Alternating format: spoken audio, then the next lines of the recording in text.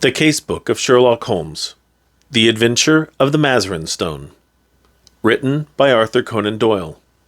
Narrated by George Willson.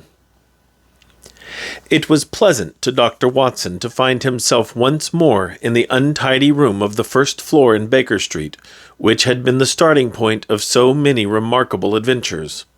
He looked round him at the scientific charts upon the wall, the acid-charred bench of chemicals, the violin case leaning in the corner, the coal scuttle, which contained of old the pipes and tobacco. Finally, his eyes came round to the fresh and smiling face of Billy, the young but very wise and tactful page, who had helped a little to fill up the gap of loneliness and isolation which surrounded the saturnine figure of the great detective. "It all seems very unchanged, Billy. You don't change either. I hope the same can be said of him." Billy glanced with some solicitude at the closed door of the bedroom. "I think he's in bed and asleep," he said. It was 7 in the evening of a lovely summer's day, but Dr. Watson was sufficiently familiar with the irregularity of his old friend's hours to feel no surprise at the idea. "That means a case, I suppose?" "Yes, sir. He is very hard at it just now. I'm frightened for his health. He gets paler and thinner, and he eats nothing." "When will you be pleased to dine, Mr. Holmes?" Mrs. Hudson asked. 7:30, the day after tomorrow," said he. "You know his way when he is keen on a case." "Yes, Billy, I know."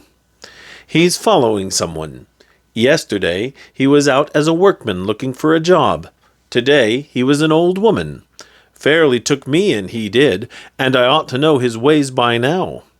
Billy pointed with a grin to a very baggy parasol which leaned against the sofa. "That's part of the old woman's outfit," he said. "But what is it all about, Billy?" Billy sank his voice, as one who discusses great secrets of state. "I don't mind telling you, sir, but it should go no farther. It's this case of the Crown Diamond." "What, the £100,000 burglary?" "Yes, sir. They must get it back, sir. Why, we had the Prime Minister and the Home Secretary both sitting on that very sofa. Mr. Holmes was very nice to them. He soon put them at their ease, and promised he would do all he could. Then there is Lord Cantlemere." "Ah! Yes, sir, you know what that means. He's a stiff 'un, sir, if I may say so. I can get along with the Prime Minister, and I've nothing against the Home Secretary, who seemed a civil, obliging sort of man. But I can't stand his lordship. Neither can Mr. Holmes, sir. You see, he don't believe in Mr. Holmes, and he was against employing him. He'd rather he failed." "And Mr. Holmes knows it?" "Mr. Holmes always knows whatever there is to know." "Well, we'll hope he won't fail, and that Lord Cantlemere will be confounded. But I say, Billy, what is that curtain for across the window?" "Mr. Holmes had put it up there 3 days ago. We've got something funny behind it." Billy advanced and drew away the drapery which screened the alcove of the bow window. Mr. Watson could not restrain a cry of amazement. There was a facsimile of his old friend, dressing-gown and all, the face turned 3/4 towards the window and downward, as though reading an invisible book, while the body was sunk deep in an armchair. Billy detached the head and held it in the air. "We put it at different angles, so that it may seem more lifelike.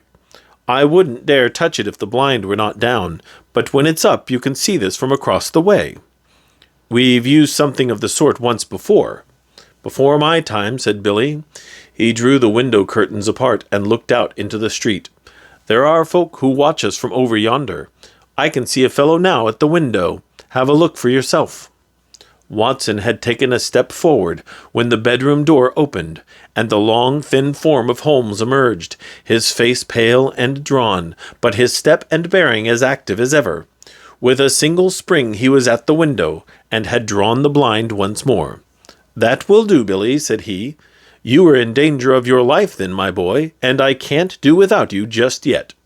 Well, Watson, it is good to see you in your old quarters once again. You come at a critical moment." "So I gather." "You can go, Billy. That boy is a problem, Watson. How far am I justified in allowing him to be in danger?" Danger of what, Holmes? Of sudden death. I am expecting something this evening. Expecting what? To be murdered, Watson? No, you are joking, Holmes. Even my limited sense of humor could evolve a better joke than that. But we may be comfortable in the meantime, may we not? Is alcohol permitted? The gasogene and cigars are in the old place. Let me see you once more in the customary armchair. You have not, I hope, learned to despise my pipe and my lamentable tobacco. It has to take the place of food these days. But why not eat? Because the faculties become refined when you starve them. Why, surely as a doctor, my dear Watson, you must admit that what your digestion gains in the way of blood supply is so much lost to the brain. I am a brain, Watson. The rest of me is a mere appendix. Therefore, it is the brain I must consider.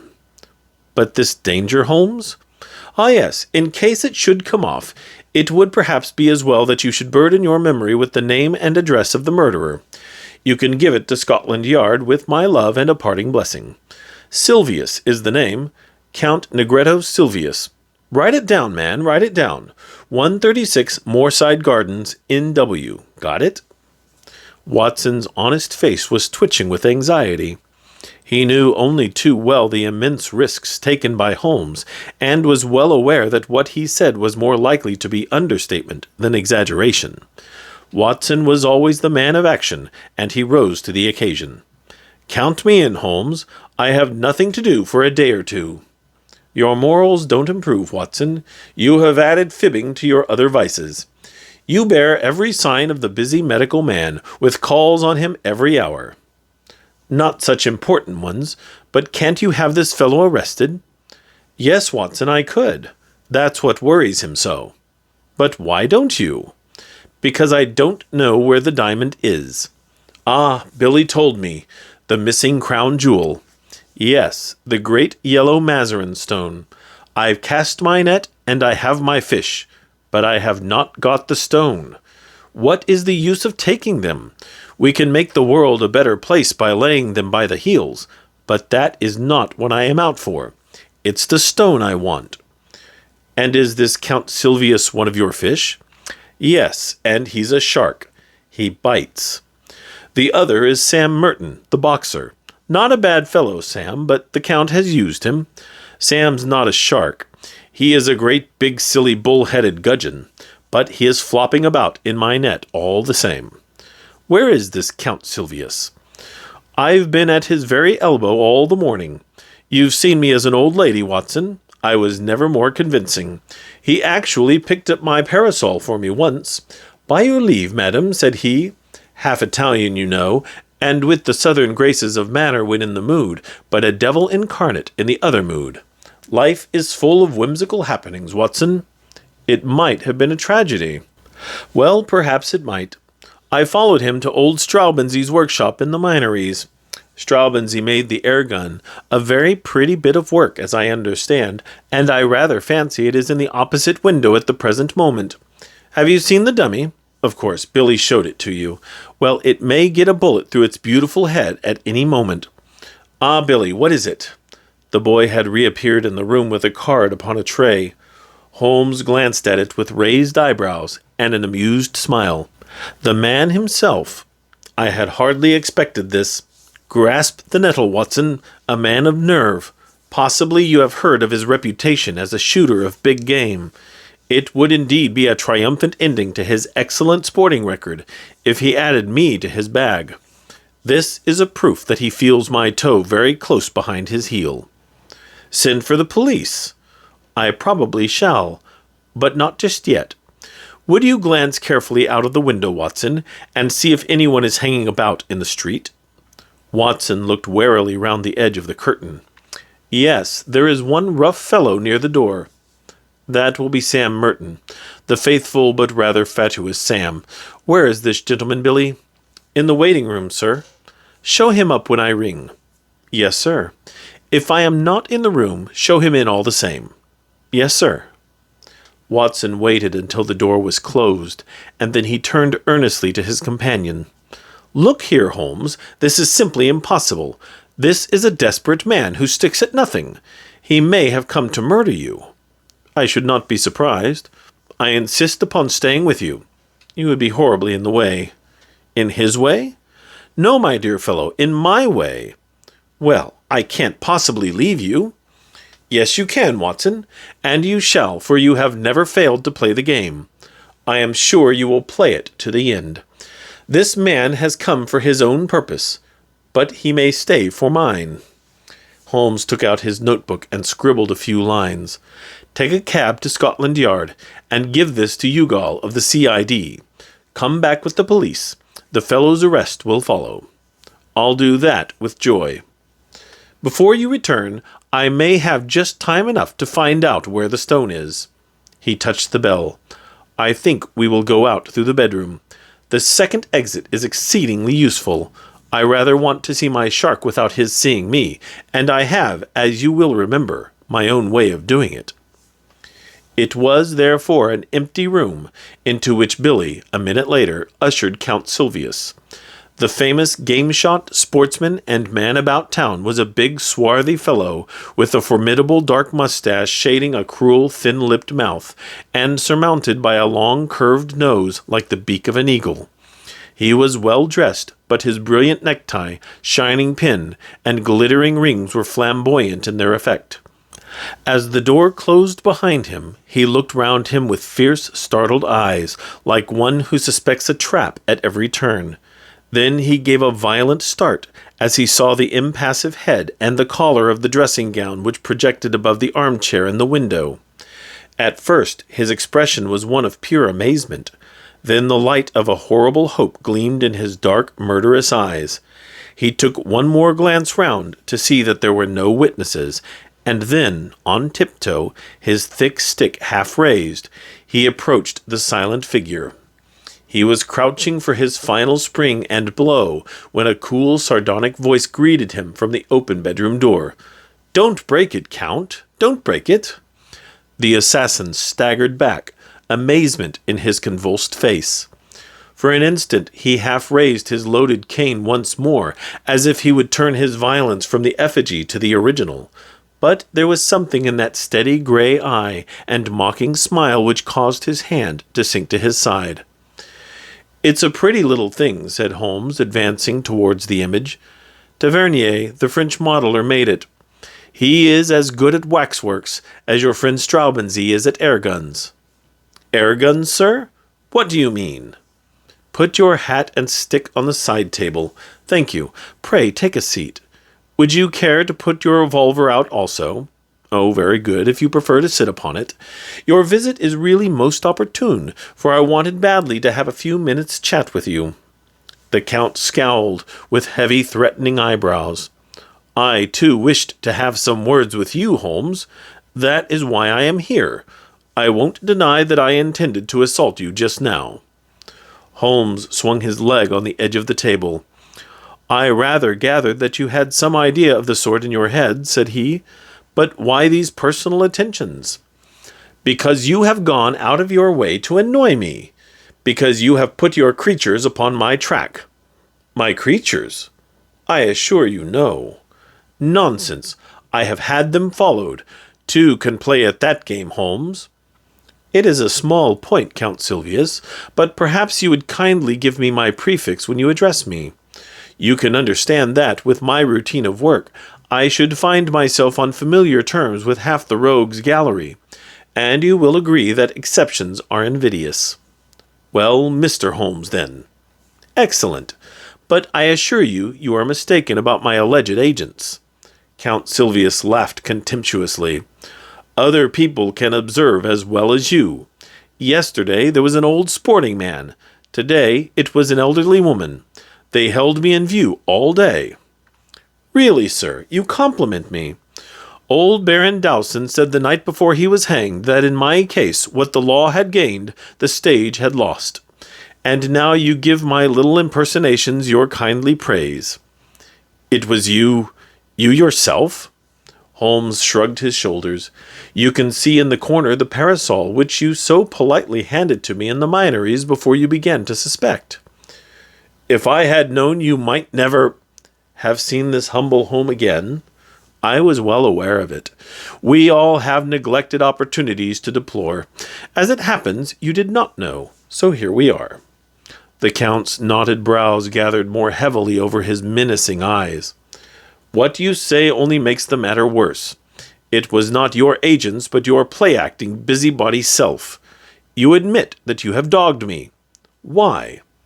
Come now, Count. You used to shoot lions in Algeria. Well, but why? Why? The sport, the excitement, the danger, and no doubt to free the country from a pest. Exactly. My reasons in a nutshell." The Count sprang to his feet, and his hand involuntarily moved back to his hip pocket. "Sit down, sir, sit down. There was another more practical reason. I want that yellow diamond." Count Silvius lay back in his chair with an evil smile. "Upon my word," said he, "you knew that I was after you for that. The real reason why you are here tonight is to find out how much I know about the matter, and how far my removal is absolutely essential. Well, I should say that, from your point of view, it is absolutely essential, for I know all about it, save only one thing, which you are about to tell me." "Oh, indeed. And pray, what is this missing fact?" "Where the crown diamond now is." The Count looked sharply at his companion. "Oh, you want to know that, do you? How the devil should I be able to tell you where it is?" "You can, and you will." "Indeed." "You can't bluff me, Count Silvius." Holmes' eyes, as he gazed at him, contracted and lightened until they were like two menacing points of steel. "You are absolute plate glass. I see to the very back of your mind. Then of course you see where the diamond is." Holmes clapped his hands with amusement, then pointed a derisive finger. "Then you know. You have admitted it." "I admit nothing. Now, Count, if you will be reasonable, we can do business. If not, you will get hurt." Count Silvius threw up his eyes to the ceiling. "And you talk about bluff," said he. Holmes looked at him thoughtfully, like a master chess player who meditates his crowning move. Then he threw open the table drawer and drew out a squat notebook. "Do you know what I keep in this book?" "No, sir, I do not." "You." "Me?" "Yes, sir, you. You are all here, every action of your vile and dangerous life." "Damn you, Holmes," cried the Count with blazing eyes. "There are limits to my patience." "It's all here, Count. The real facts as to the death of old Mrs. Harold, who left you the Blymer estate, which you so rapidly gambled away. You are dreaming. And the complete life history of Miss Minnie Warrender. Tut, you will make nothing of that." "Plenty more here, Count. Here is the robbery in the train deluxe to the Riviera on February 13th, 1892. Here is the forged check in the same year on the Credit Lyonnais." "No, you're wrong there." "Then I am right on the others." "Now, Count, you are a card player. When the other fellow has all the trumps, it saves time to throw down your hand. What has all this talk to do with the jewel of which you spoke?" "Gently, Count. Restrain that eager mind. Let me get to the points in my own humdrum fashion. I have all this against you, but above all, I have a clear case against both you and your fighting bully in the case of the crown diamond." "Indeed." "I have the cabman who took you to Whitehall, and the cabman who brought you away. I have the commissionaire who saw you near the case. I have Ikey Sanders who refused to cut it up for you. Ikey has peached, and the game is up." The veins stood out on the Count's forehead. His dark, hairy hands were clenched in a convulsion of restrained emotion. He tried to speak, but the words would not shape themselves. "That's the hand I play from," said Holmes. "I put it all upon the table. But one card is missing. It's the King of Diamonds. I don't know where the stone is." "You shall never know." "No? Now be reasonable, Count. Consider the situation. You are going to be locked up for 20 years. So is Sam Merton. What good are you going to get out of your diamond? None in the world. But if you hand it over, well, I'll compound a felony. We don't want you or Sam. We want the stone. Give that up, and so far as I am concerned, you can go free so long as you behave yourself in the future. If you make another slip, well, it will be the last. But this time my commission is to get the stone, not you. But if I refuse? Why then, alas, it must be you and not the stone. Billy had appeared in answer to a ring. I think, Count, that it would be as well to have your friend Sam at this conference. After all, his interests should be represented. Billy, you will see a large and ugly gentleman outside the front door. Ask him to come up. If he won't come, sir? No violence, Billy. Don't be rough with him. If you tell him that Count Silvius wants him, he will certainly come. What are you going to do now? Asked the Count as Billy disappeared. My friend Watson was with me just now. I told him that I had a shark and a gudgeon in my net. Now I am drawing the net, and up they come together. The Count had risen from his chair, and his hand was behind his back. Holmes held something half protruding from the pocket of his dressing gown. You won't die in your bed, Holmes. I have often had the same idea. Does it matter very much? After all, Count, your own exit is more likely to be perpendicular than horizontal. But these anticipations of the future are morbid. Why not give ourselves up to the unrestrained enjoyment of the present? A sudden wild beast light sprang up in the dark, menacing eyes of the master criminal. Holmes's figure seemed to grow taller as he grew tense and ready. It is no use your fingering your revolver, my friend, he said in a quiet voice. You know perfectly well that you dare not use it, even if I gave you time to draw it. Nasty, noisy things, revolvers, Count. Better stick to air guns. Ah, I think I hear the fairy footstep of your estimable partner. Good day, Mr. Merton. Rather dull in the street, is it not? The prize fighter, a heavily built young man with a stupid, obstinate, slab-sided face, stood awkwardly at the door, looking about him with a puzzled expression. Holmes's debonair manner was a new experience, and though he vaguely felt that it was hostile, he did not know how to counter it. He turned to his more astute comrade for help. What's the game now, Count? What's this fellow want? What's up? His voice was deep and raucous. The Count shrugged his shoulders, and it was Holmes who answered. If I may put it in a nutshell, Mr. Merton, I should say it was all up. The boxer still addressed his remarks to his associate. Is this cove trying to be funny or what? I'm not in the funny mood myself. No, I expect not, said Holmes. I think I can promise you that you will feel even less humorous as the evening advances. Now look here, Count Silvius, I'm a busy man, and I can't waste time. I'm going into that bedroom. Pray make yourselves quite at home in my absence. You can explain to your friend how the matter lies without the restraint of my presence. I shall try over the Hoffman barcarolle upon my violin. In 5 minutes I shall return for your final answer. You quite grasp the alternative, do you not? Shall we take you, or shall we have the stone? Holmes withdrew, picking up his violin from the corner as he passed. A few moments later the long-drawn, wailing notes of that most haunting of tunes came faintly through the closed door of the bedroom. What is it, then? Asked Merton anxiously as his companion turned to him. Does he know about the stone? He knows a damned sight too much about it. I'm not sure that he doesn't know all about it. Good Lord! The boxer's sallow face turned a shade whiter. Ikey Sanders has split on us. He has he? I'll do him down a thick 'un for that if I swing for it. That won't help us much. We've got to make up our minds what to do. Half a mo, said the boxer, looking suspiciously at the bedroom door. He's a leery cove that wants watching. I suppose he's not listening? How can he be listening with that music going? That's right. Maybe somebody's behind a curtain. Too many curtains in this room. As he looked round, he suddenly saw for the first time the effigy in the window, and stood staring and pointing, too amazed for words. Tut! It's only a dummy, said the Count. A fake, is it? Well, strike me. Madame Tussaud ain't in it. It's the living spit of him, gown and all. But them curtains, Count. Oh, confound the curtains. We are wasting our time, and there is none too much. He can lag us over this stone. The deuce he can. But he'll let us slip if we only tell him where the swag is. What? Give it up? Give up 100,000 quid? It's one or the other.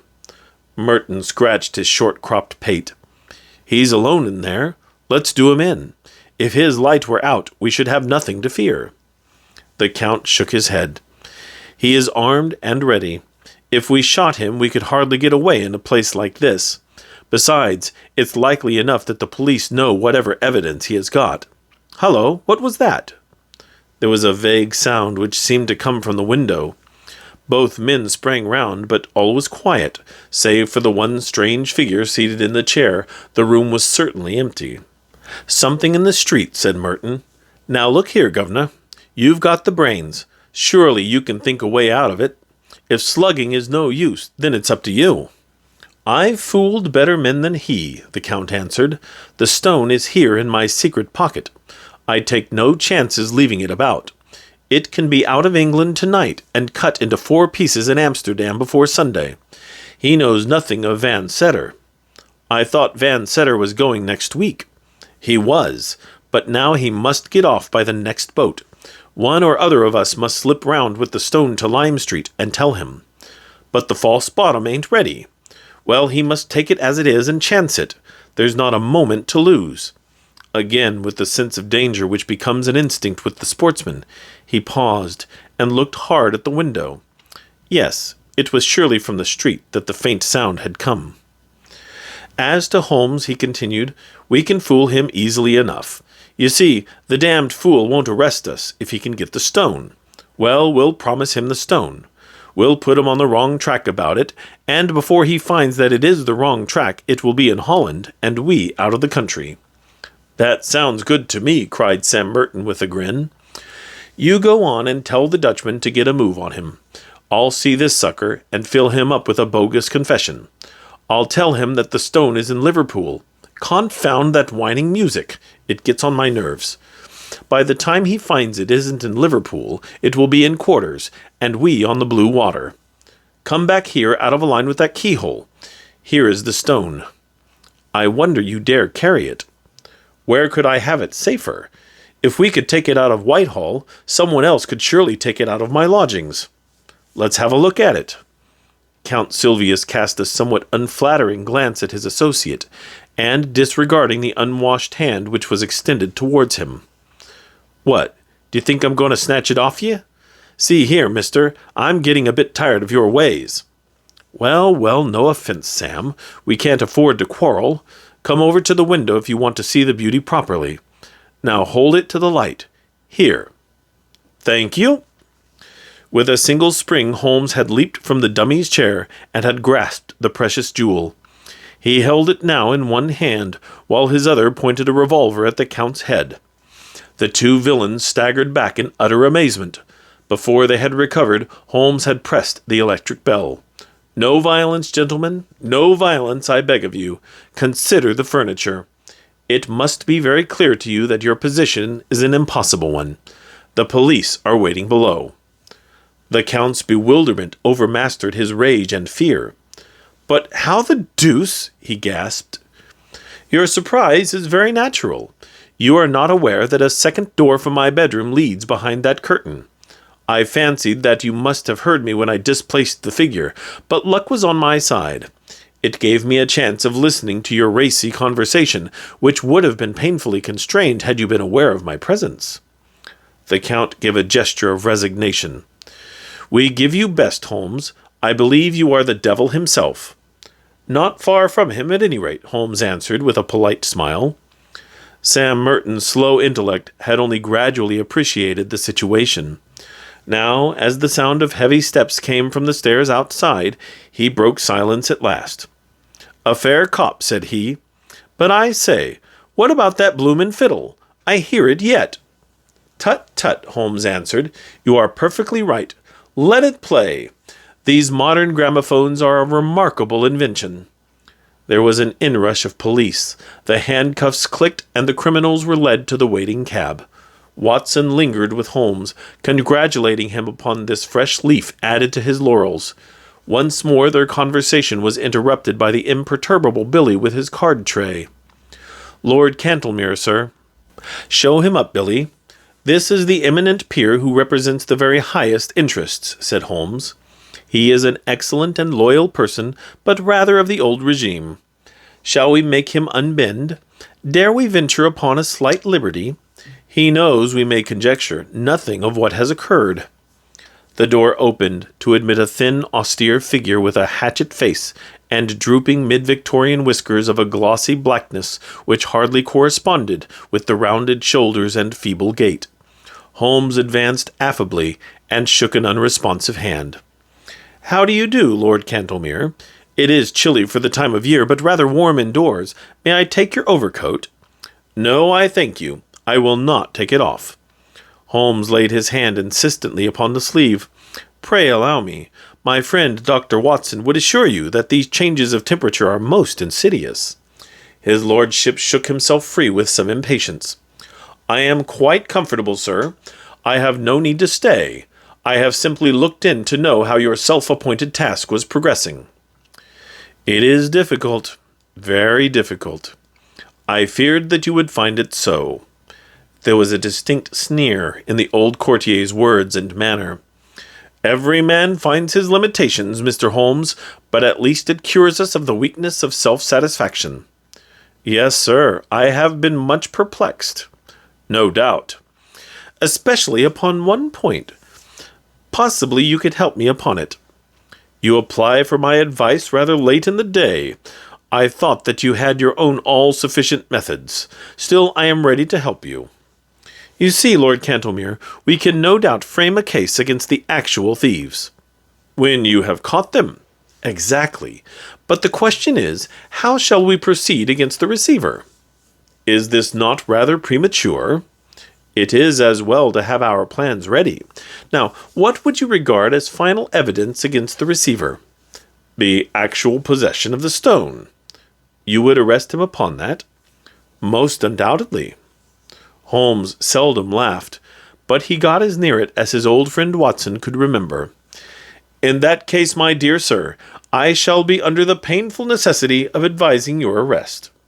Lord Cantlemere was very angry. Some of the ancient fires flickered up into his sallow cheeks. "You take a great liberty, Mr. Holmes. In 50 years of official life, I cannot recall such a case. I am a busy man, sir, engaged upon important affairs, and I have no time or taste for foolish jokes. I may tell you frankly, sir, that I have never been a believer in your powers, and that I have always been of the opinion that the matter was far safer in the hands of the regular police force. Your conduct confirms all my conclusions. I have the honor, sir, to wish you good evening." Holmes had swiftly changed his position, and was between the peer and the door. "One moment, sir," said he. "To actually go off with the Mazarin stone would be a more serious offense than to be found in temporary possession of it." "Sir, this is intolerable. Let me pass." "Put your hand in the right-hand pocket of your overcoat." "What do you mean, sir?" Come, do what I ask." An instant later, the amazed peer was standing, blinking and stammering, with the great yellow stone on his shaking palm. What? How is this, Mr. Holmes?" "Too bad, Lord Cantlemere, too bad," cried Holmes. "My old friend here will tell you that I have an impish habit of practical joking. Also, that I can never resist a dramatic situation. I took the liberty, the very great liberty, I admit, of putting the stone into your pocket at the beginning of our interview."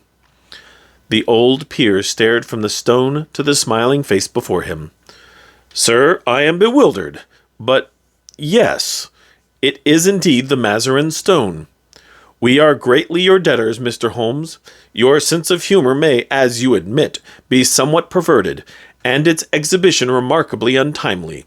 But at least I withdraw any reflection I have made upon your amazing professional powers.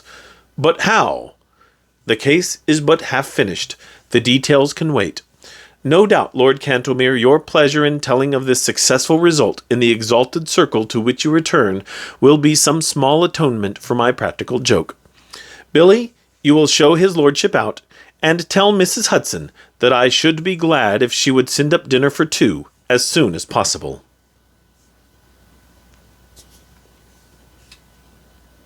This has been the Casebook of Sherlock Holmes, The Adventure of the Mazarin Stone. Written by Arthur Conan Doyle. Narrated by George Willson. Copyright 1921. Production copyright 2024 by George Willson.